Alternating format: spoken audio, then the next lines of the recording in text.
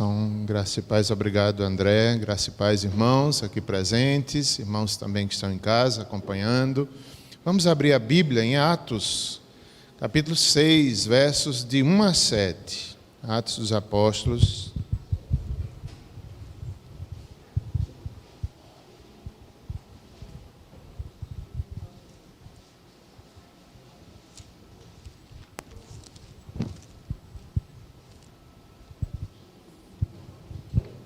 Estava aqui pensando, brincando, eu digo que se eu tivesse mais 2 filhos gêmeos, 2 meninos, eu queria. Seria Atos e Tito. Atos e Tito. Atos com U e Tito normal, não é? Mas é só uma brincadeira. Atos 6, versos de 1 a 7.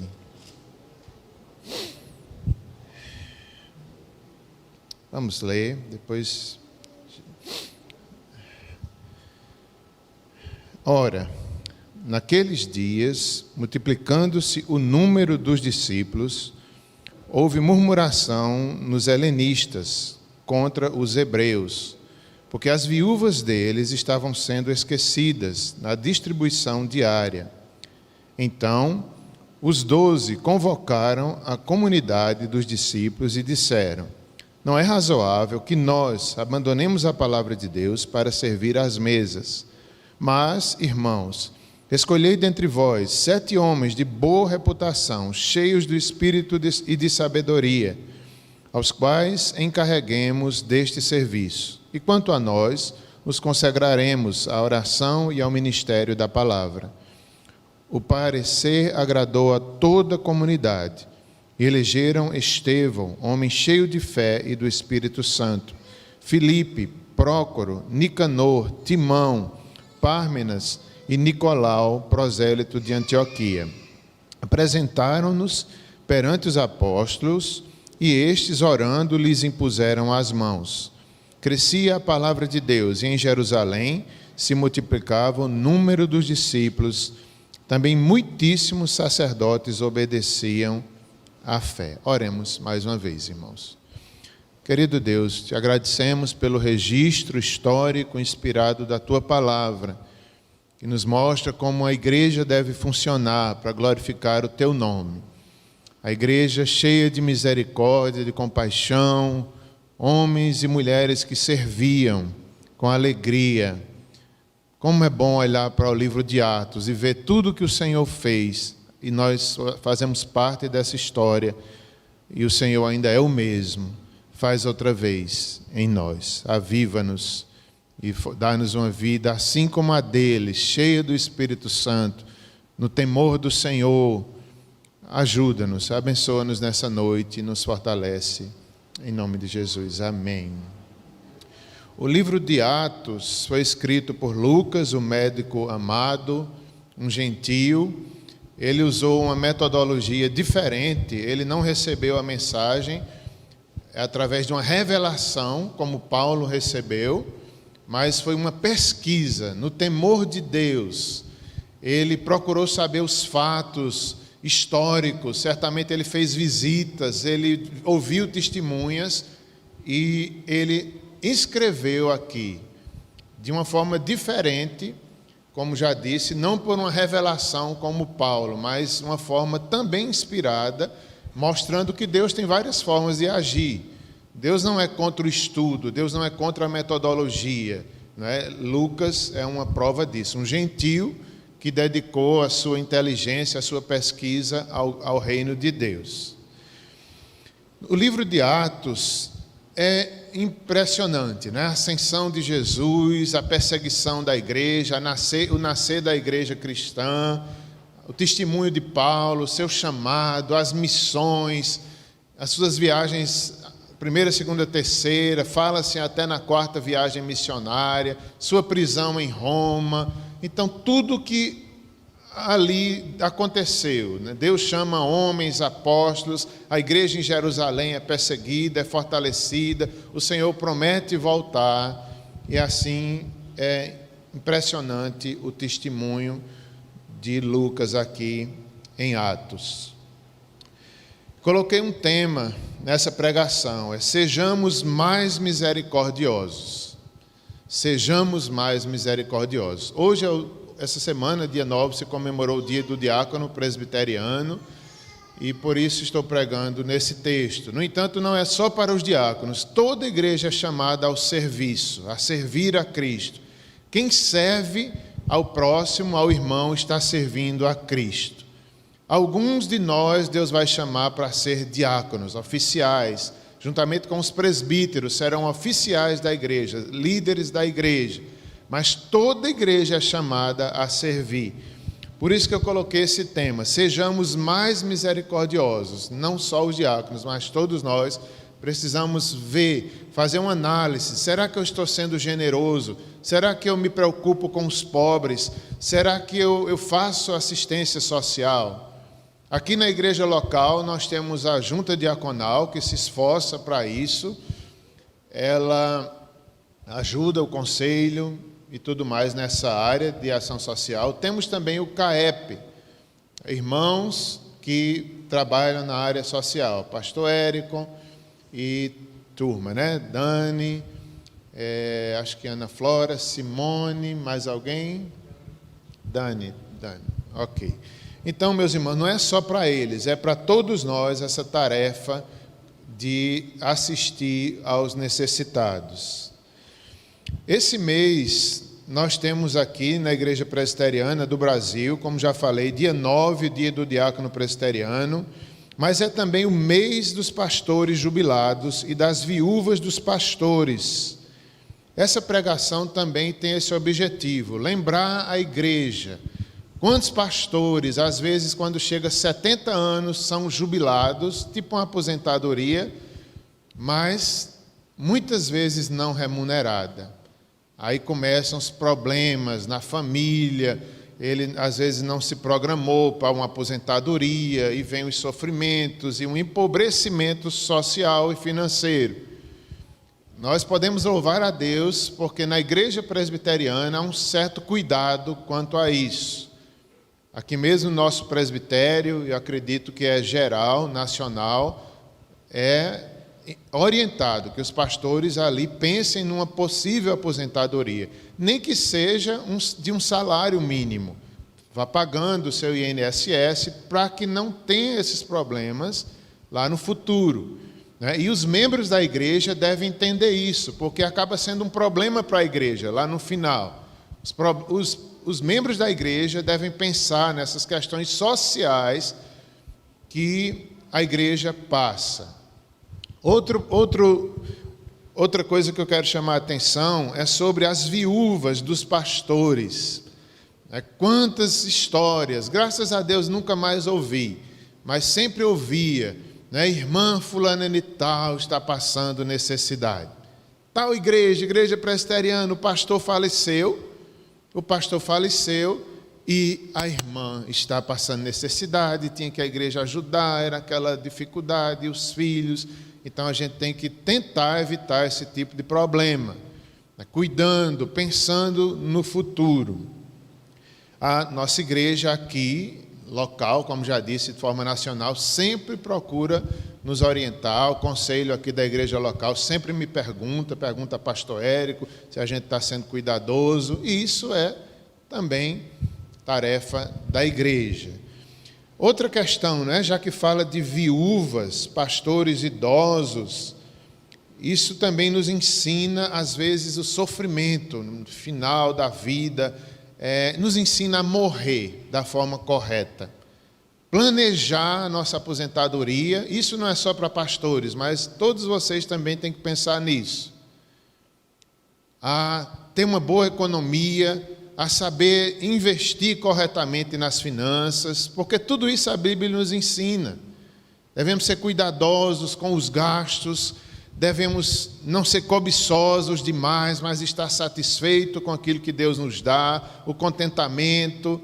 Então isso não é só para os diáconos, é para toda a igreja.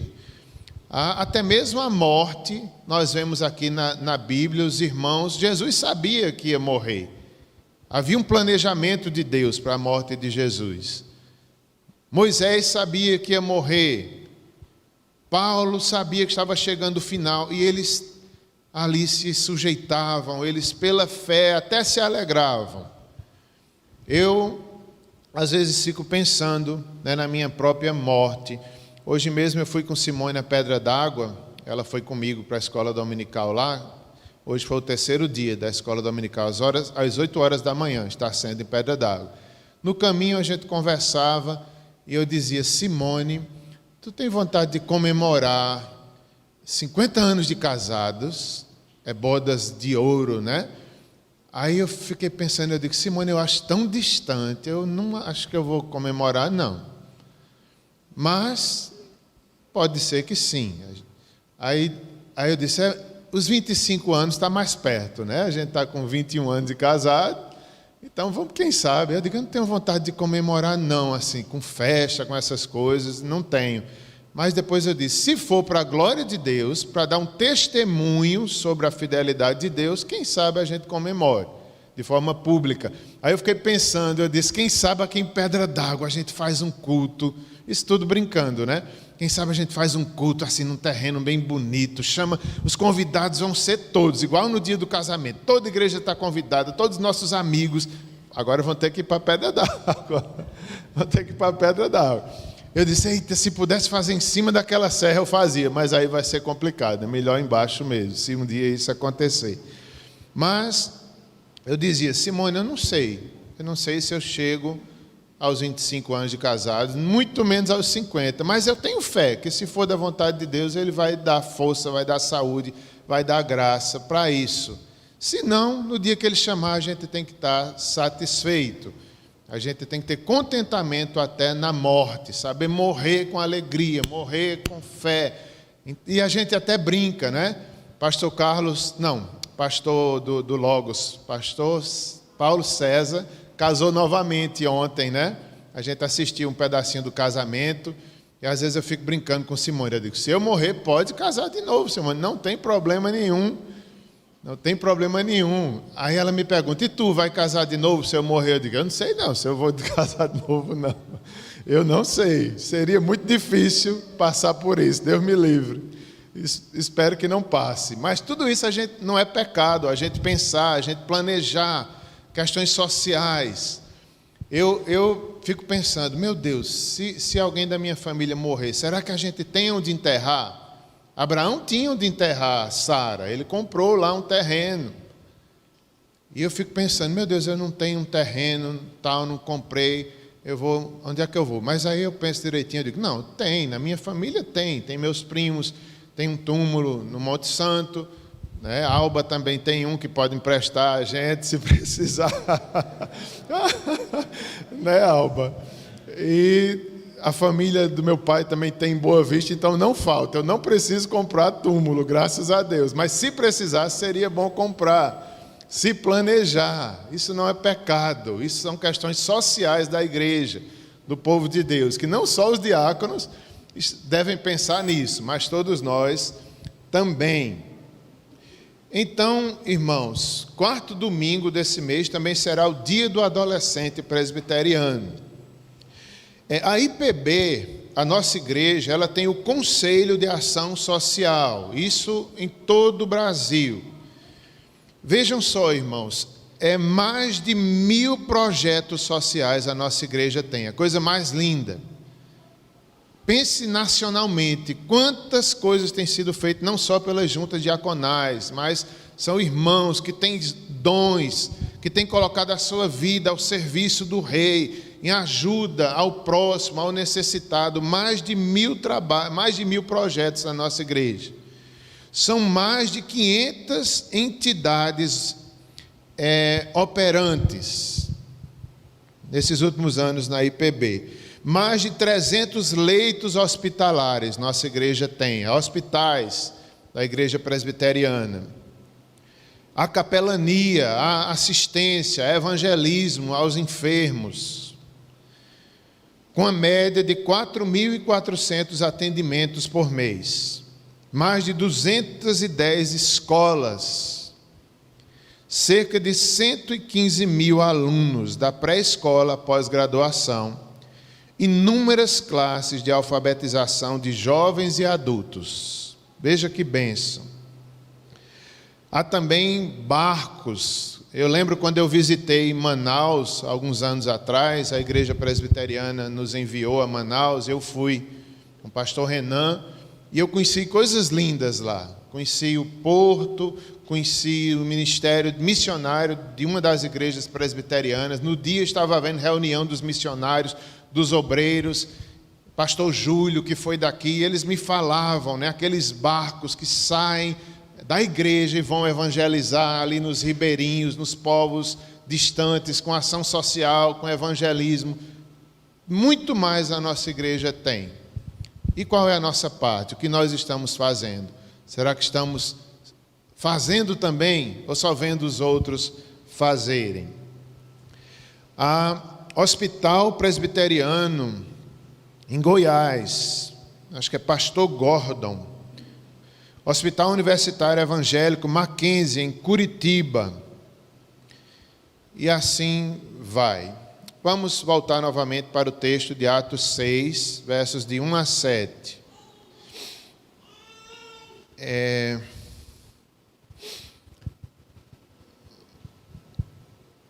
Antes de falar do texto, eu queria dizer que hoje de manhã, quando eu ia saindo de Pedra d'Água, eu encontrei a viúva do irmão Venâncio, que a gente falou que ele faleceu uns 15 dias atrás. Quando a gente ia saindo de Pedra d'Água, na Kombi, lá vinha ela, aquela senhora andando pelo caminho a pé, e a gente, será que é ela? Não é? Aí parei a Kombi, eu e Simone falamos com ela, ela de preto, que às vezes o pessoal do interior se veste de preto, porque está viúva. Eu não sei se era esse o motivo, mas eu acho que era, em respeito ali.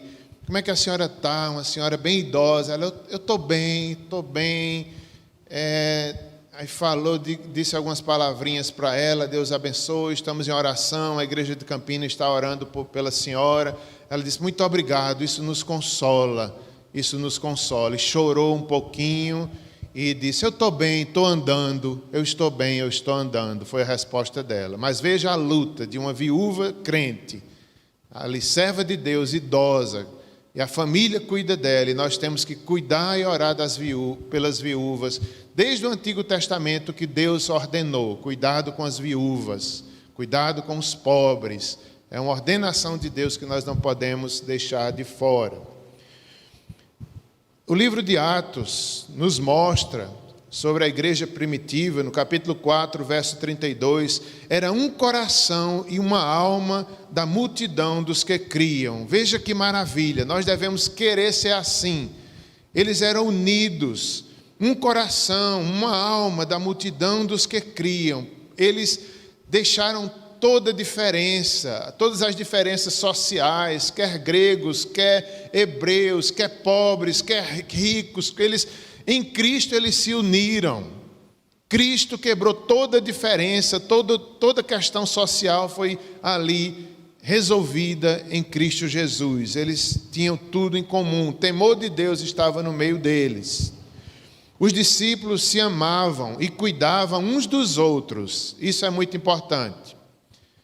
Será que a gente faz isso como a igreja dos apóstolos fazia? A gente se preocupa, a gente ora, se o irmão está necessitado, a gente pensa pelo menos nisso, ou nem liga.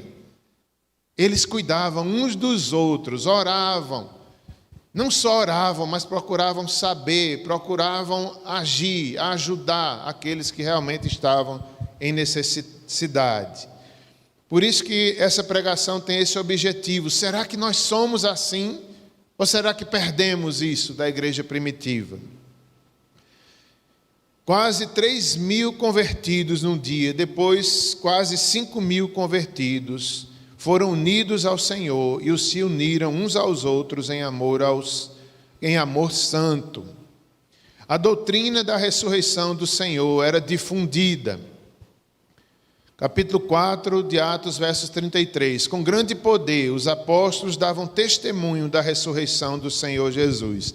Em Atos, um dos assuntos prediletos era a ressurreição. O Senhor ressuscitou. Isso tinha tudo a ver com a ação social, porque eles não se apegavam àquilo que tinham, porque o Senhor ressuscitou. Eles agora sabiam que tinha um reino superior, Cristo ressuscitou.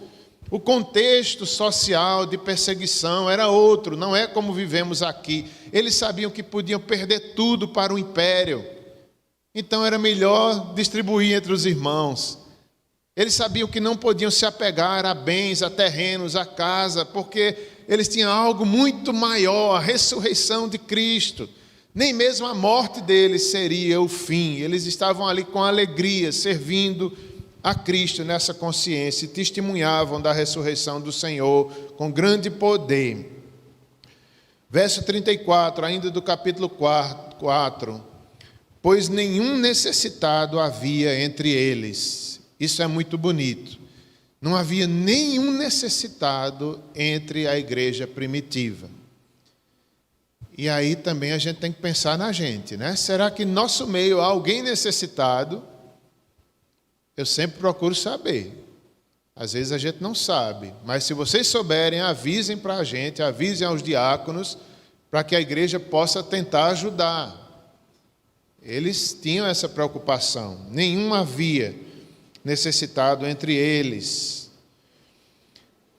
Nós temos como exemplo Barnabé, no verso 33, 36, que contribuiu para as necessidades dos outros. Ele vendeu uma propriedade que tinha.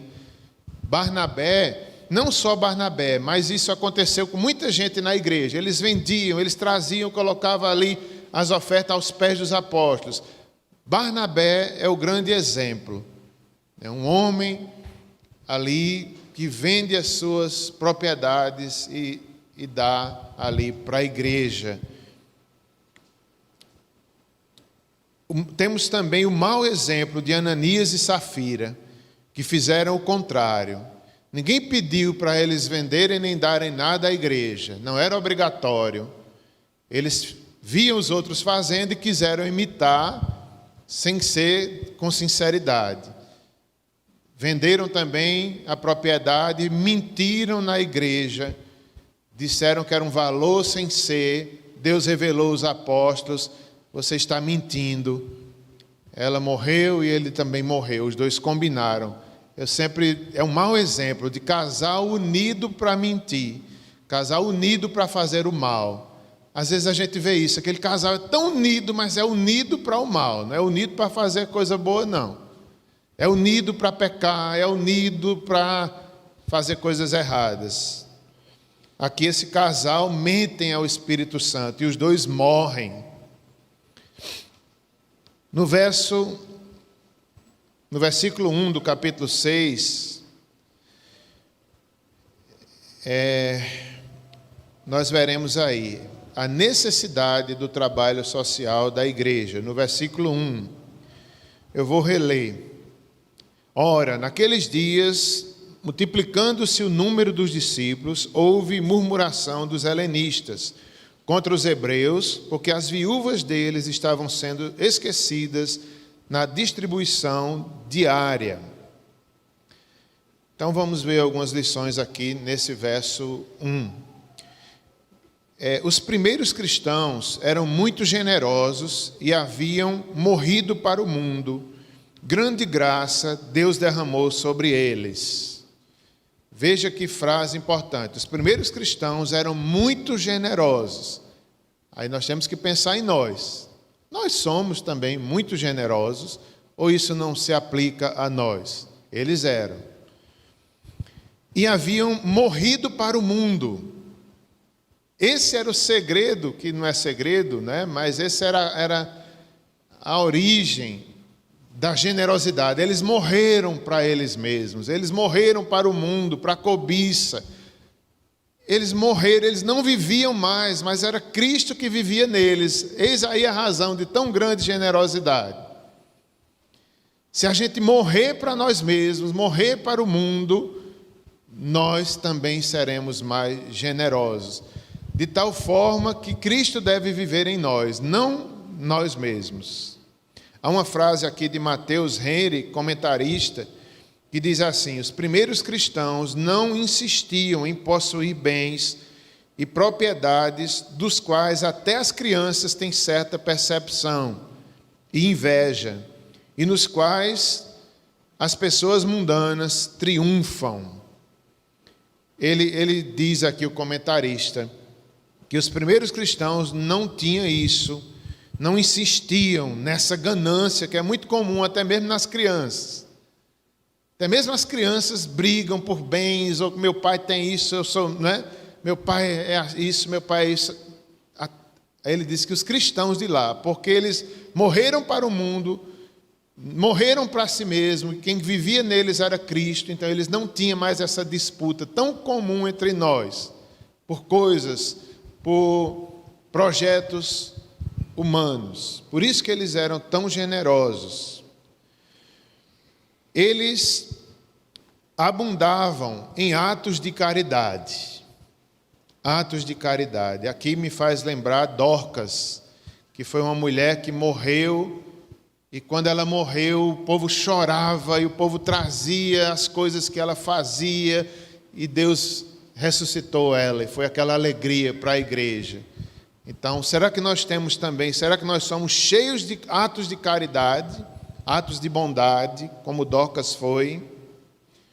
Esse mesmo versículo ainda diz: multiplicando-se o número dos discípulos, veja, irmãos, começaram a acontecer os problemas. No início era tudo, né? Aquela unidade, aquele amor, aquela renúncia. Começou a crescer, 3.000, depois quase 5.000, começaram a aparecer os problemas na igreja primitiva. Como diz aí o verso 1, naqueles dias, multiplicando-se o número dos discípulos, houve murmuração dos helenistas. Há uma referência aí a discípulos de Cristo, que eram aprendizes de Cristo. Apareceram as murmurações. Houve murmuração, mas foi corrigida a tempo, sabiamente. Veja só, meus irmãos, quando há murmuração, pode ser um pecado no meio da igreja. Surgiram ali murmurações. As viúvas helenistas estão sendo esquecidas. Será que os apóstolos estavam sendo negligentes? Certamente que não. Mas eles não tinham tempo de alcançar, era muita gente. Essas viúvas helenistas, elas eram viúvas dos gregos, daqueles hebreus de fala grega, então eram mais distantes de Jerusalém. Eles moravam na Grécia, em outras regiões, então talvez era difícil para os apóstolos fazer a distribuição, fazer chegar até lá, exigia muito esforço, muita logística, muita administração, então houve aquela reclamação. Alguns comentaristas chegam ao ponto de dizer era como se houvesse um preconceito contra aquelas viúvas, por não serem hebreias legítimas, por não falarem o hebraico mais puro. Então era como se alguns estivessem dizendo, os apóstolos estão sendo preconceituosos. Mas não era, irmãos. Era porque era um trabalho muito grande, os apóstolos não davam conta. E também, às vezes, isso é muito comum, não só em pessoas que recebem ajudas, mas em todos nós. Às vezes você recebe uma coisa e você fica comparando com os outros. Não, eu recebi menos. Ele foi injusto comigo. Mas por que deu mais a fulano do que a mim? Isso é muito comum. As crianças, nós, e na igreja acontecia essa reclamação dos helenistas. As viúvas nossas estão sendo esquecidas. Mas, irmãos, aqui uma grande lição. Os apóstolos, quando houve aquela reclamação, eles corrigiram da forma rápida e certa. É assim que se corrige os problemas da igreja. Nem sempre a gente consegue, mas problema acontece. A gente tem que aprender a resolver problema da forma certa. Direito de reclamar, a gente tem que dizer, se há algum problema, venha, conte aos diáconos, conte aos presbíteros. Isso é normal, mas a forma que a gente vai resolver é que vai fazer toda a diferença. Ali os apóstolos ouviram, resolveram, fizeram eleição de 7 homens capazes, encarregados, que tivessem tempo para fazer aquele trabalho que os apóstolos não estavam dando mais conta. Então essa é a primeira lição, meus irmãos. Problemas sempre teremos, pessoais, na igreja, na família, na sociedade, mas vamos resolver de forma bíblica, piedosa, com generosidade. Eles aqui souberam resolver, eles tinham temor a Deus. Eles murmuravam. E interessante é que envolvia finanças.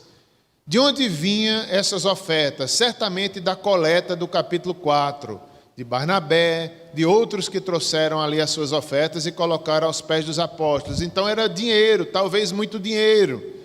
Então havia briga por causa de dinheiro. Que feio, né? Que feio. As primeiras brigas na igreja por causa de dinheiro. Nós devemos ter cuidado. É a raiz de muitos males. Muitos casais brigam por causa de dinheiro. Igrejas brigam, dividem. Aqui era um problema financeiro, mas que foi resolvido. As viúvas estavam sofrendo, estavam sendo esquecidas na distribuição diária. Era algo diário. Por isso que os apóstolos não tinham esse tempo todo dia está ali realizando aquele trabalho. Por falar em viúvas ainda, a Bíblia fala de Ruth e das suas noras, que ficaram viúvas. Sofrimento grande. Não é brincadeira ficar viúva, mas elas tiveram assistência de Deus. A família do seu falecido esposo cuidou delas, recebeu elas. Então há uma grande lição aqui, meus irmãos. Se alguém da nossa família ficar viúvo, cuide dela. A Bíblia diz que aquele que não cuida da família é pior do que os incrédulos. Cuidemos dos idosos, sejam viúvos ou não, precisam de atenção, é uma questão social também. Honrar pai e mãe, principalmente os viúvos e as viúvas, é bíblico. Quem não cuida dos seus é pior do que os incrédulos. A Bíblia fala de Ana, que servia ali no templo, noite e dia. Ela foi casada há poucos anos e ficou viúva e se consagrou a Deus. Não é proibido uma viúva casar de novo, ela pode casar no Senhor. Mas se ela não casar, ela deve buscar ter uma vida santa, piedosa, na igreja, servindo aos irmãos, servindo a Cristo, como Ana fez. Segundo lugar, no verso 3, são as qualidades dos 7 escolhidos. Mas antes do verso 3, o verso 2 diz: então os 12 convocaram a comunidade dos discípulos e disseram: não é razoável que nós abandonemos a palavra de Deus para servir às mesas. Vejam, irmãos, os apóstolos chamaram a comunidade, os cristãos, e quem devia escolher esses 7 homens eram eles. Não foram os apóstolos que escolheram.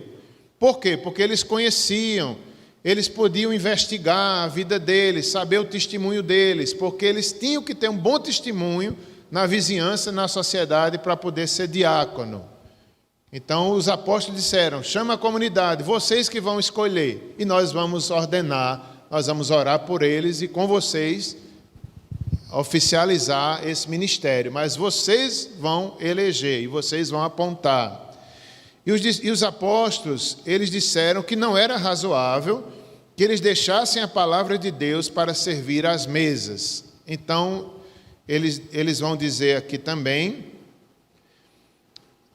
que no verso 4, quanto a nós, nos consagraremos à oração e ao ministério da palavra. Os apóstolos tinham chamado para a palavra e para a oração. Não é que eles não queriam se envolver com o social, é porque não dava tempo. Eles todo dia pregavam, ensinavam, administravam a igreja e lhes faltava tempo de trabalhar nessa questão social da igreja. Eu me identifico muito com isso aqui, porque eu já fui diácono 2 vezes e como pastor hoje, eu sofro, né? Porque às vezes eu quero fazer ação social, aparece sem a gente querer. Todo dia tem questões sociais para resolver. Por isso que precisa da ajuda de irmãos. Por isso que cada um deve fazer a sua parte para não sobrecarregar os pastores.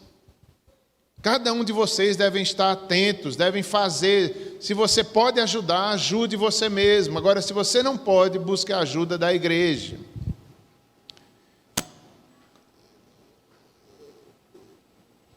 Os apóstolos priorizaram a oração e o ministério da palavra.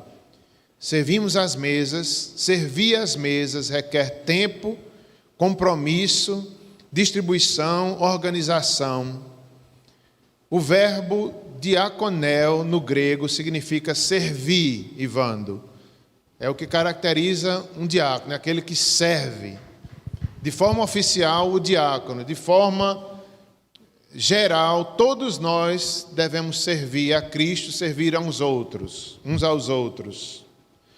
Quais eram as características deles? Eram cheios do Espírito Santo, significam obediência ao Espírito Santo, negando-se a si mesmo e vivendo o Evangelho em prioridade nas suas vidas. E eles também eram homens que tinham sabedoria na ação, nas decisões, naquilo que falava, naquilo que julgava. Eles sabiam resolver de forma sábia e bíblica. Eles eram homens de boa reputação, segundo a Bíblia, livres de escândalos. Eles eram bem vistos pelos seus vizinhos, eram homens íntegros e fiéis, de bom testemunho, tanto dentro da igreja quanto fora, em quem se podiam confiar, sem a marca de vícios e mau hábitos, que sejam virtuosos e louváveis. Eles deveriam ter um caráter admirável. E aqui, meus irmãos, na próxima eleição dos diáconos, a gente não pode esquecer disso. Serve para pastores, serve para presbíteros também, mas aqui em especial para os diáconos. Homens assim. 1 Timóteo 3, 8-1 diz: é necessário que sejam respeitáveis, de uma só palavra, não inclinados a muito vinho, não cobiçosos de sórdida ganância, conservando o mistério da fé, com a consciência limpa, também sejam primeiramente experimentados, e se mostrarem irrepreensíveis, exerçam o diaconato.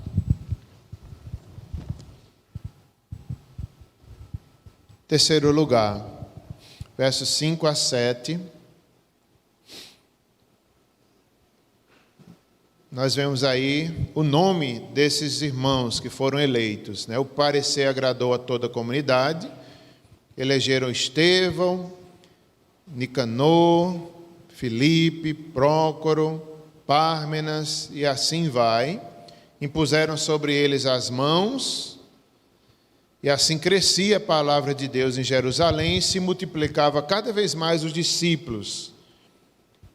Muitíssimos sacerdotes obedeciam à fé. Ou seja, quando a igreja faz o seu papel, ela cresce. Em Jerusalém, nas cidades vizinhas, o evangelho era pregado e as necessidades eram supridas. Assim a igreja crescia. Eu quero finalizar falando sobre Estevão, a vida de Estevão, a morte de Estevão, no capítulo 7, aí de Atos, versos 54-60. A morte de Estevão. Eu finalizo com essas palavras que lerei. E, como já disse desde o início, nós devemos aprender a servir e nós devemos aprender a morrer pela fé. Na hora que Deus nos chamar, nós devemos estar preparados como Estevão, o diácono, estava. Diz assim, a morte de Estevão. Ouvindo eles isso, enfureciam-se no seu coração e rilhavam os dentes contra eles. Mas Estevão, cheio do Espírito Santo, fitou os olhos no céu e viu a glória de Deus e Jesus que estava à sua direita. Veja, irmãos, No momento de sofrimento, no momento de perseguição, Estevão olha para o céu pela fé e se concentra nas coisas de Deus. É assim que nós devemos fazer. Era a hora final da vida dele, era a hora de perseguição. Ao invés de estar preocupado com os homens, acusando aqueles que ele maltratava, ele estava olhando para Deus. Ele não estava com mágoa daquelas pessoas que ele perseguia, ou lhe fazia mal, ou lhe acusava. Havia sérias acusações contra Estevão, que ele tinha feito isso, que ele tinha feito aquilo. Ele não se concentrou em nada disso, ele olhou para o céu. Ele viu a glória de Deus. Assim que nós devemos fazer. Se a gente ficar na hora da nossa morte pensando nisso, pensando naquilo, não, se concentre em Deus, como Estevão fez. Não no que dizem os homens sobre você, mas o que o céu diz sobre nós. Cheio do Espírito Santo, ele viu a glória de Deus e Jesus estava à sua direita. E disse: eis que vejo os céus abertos e o Filho de Deus em pé à destra de Deus. Eles, porém, clamando em alta voz, taparam os ouvidos e unânimes arremeteram contra ele. E lançando fora da cidade, o apedrejaram. As testemunhas deixaram suas vestes aos pés de um jovem chamado Saulo e apedrejavam Estevão, que invocava e dizia: Senhor Jesus, recebe o meu espírito. Então, ajoelhando-se, clamou em alta voz: Senhor, não lhes imputes este pecado. Com estas palavras adormeceu e Saulo consentia na sua morte. O que é que Estevão fez? Invocou o Senhor naquela hora tão difícil. Ele dizia: Senhor, recebe o meu espírito. Ele também clamou em alta voz: Senhor, não lhes imputes este pecado. Perdoou os seus perseguidores. Veja que homem cheio do Espírito Santo, que diácono. Quanto mais perseguição ele recebia, ele: Senhor, perdoa, eles não sabem o que estão fazendo. Igual como Jesus fez. E ele entregou: Senhor, recebe o meu espírito. E ali Paulo consentia, perseguia a igreja. Por isso que Paulo disse que era o principal dos pecadores, porque ele sabia que ele não era merecedor de estar no ministério. Ele era um grande pecador, porque ele perseguiu a igreja e ele blasfemou contra Deus. Perseguiu Estevão e perseguiu a igreja, mas obteve misericórdia, assim como nós. Assim como nós. Paulo era um grande pecador que obteve a misericórdia. Foi blasfemador, foi perseguidor da igreja, mas alcançou misericórdia. Fez na ignorância porque não conhecia a Cristo. Interessante, para finalizar, que os pecados que nós cometemos por ignorância, eles têm menor juízo. Quando a gente faz mais consciente, tem maior juízo sobre nós. Paulo fazia isso na ignorância, não conhecia a Cristo, consentiu na morte de Estevão, mas Estevão, cheio do Espírito Santo, lhe perdoava, entregava-se ao Senhor e viu a glória de Deus. Oremos, meus irmãos. Senhor, a obra social é tão importante. Aqui no livro de Atos não havia necessitados. Ajuda-nos, Senhor, a sermos mais generosos. Ajuda-nos como igreja, como família, a cuidar-nos uns dos outros, a cuidar das viúvas, dos necessitados. Ajuda-nos também, Senhor, a cuidarmos das questões sociais das nossas vidas, nos prepararmos para viver quanto tempo o Senhor nos der, mas que possamos viver para a glória do Teu nome. Oramos em nome de Jesus. Amém. Convido a igreja aqui presente para a Santa Ceia. Os presbíteros aqui presentes são convidados, os irmãos do louvor também. Enquanto ceiamos, cantaremos louvores ao Senhor. 1 Coríntios 15, versos 20 a 28. Santa Ceia, em memória de Cristo,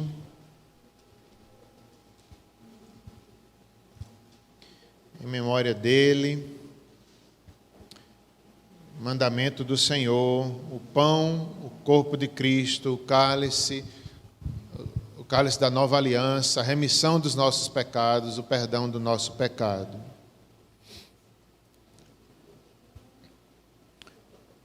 Coríntios 15, 1 Coríntios 15, versos 20 a 28. Para lembrarmos do Senhor, do que Ele fez e do que Ele prometeu para nós, até que Ele venha. Dia de hoje, dia de Santa Ceia, dia de Páscoa. Essa é a nossa Páscoa, Cristo ressuscitou. É dia de lembrarmos do céu, da eternidade, que Ele um dia voltará para nos buscar. Bem-aventurados os que morreram no Senhor, bem-aventurados aqueles que esperam a vinda do Senhor. Tomemos a Santa Ceia, lembrando de tudo isso, lembrando do compromisso, que hoje seja uma noite de você dizer: eu sou de Cristo, Ele ressuscitou, eu tenho a vida eterna, eu não vivo para esse mundo, eu renuncio o pecado, eu sou de Cristo, eu tenho uma aliança com Ele, Ele derramou seu sangue por mim, Ele veio a esse mundo para me salvar, o meu compromisso é com Ele. Então a Santa Ceia é hora de fazer isso, reafirmar a nossa confissão de fé. Eu creio, eu espero a sua volta. O pão, eu comi dele, provei dele, dele sou eternamente. O cálice, eu bebi, eu provei do seu perdão. Assim como Paulo recebeu misericórdia, eu também recebi. Então é hora de festejar, é hora de lamentar os nossos pecados. E arrependidos e também com louvor participarmos da Santa Ceia, consciente do que estamos fazendo.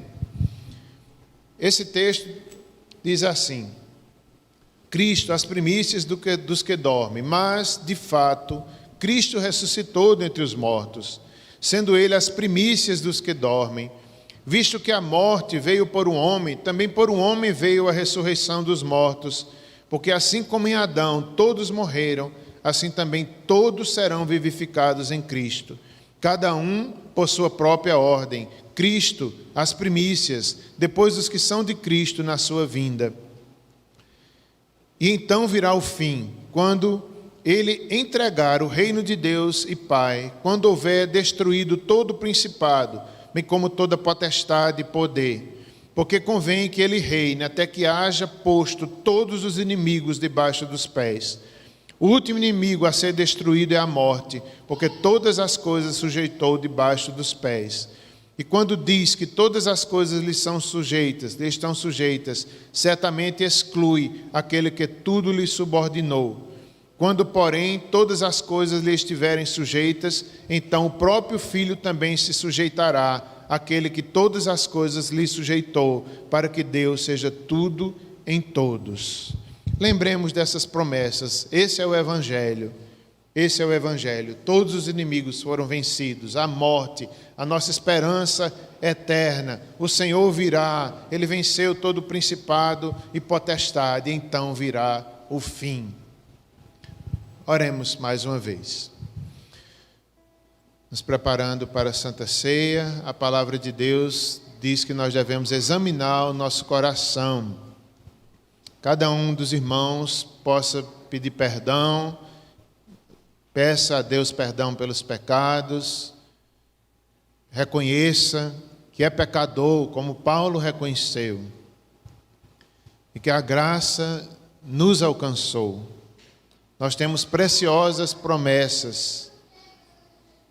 Aqui estamos, Senhor, lembrando, reafirmando, nós cremos em Deus, nós cremos no seu Filho Jesus Cristo, nós cremos no Espírito Santo, cremos na ressurreição, nós um dia vamos ressuscitar.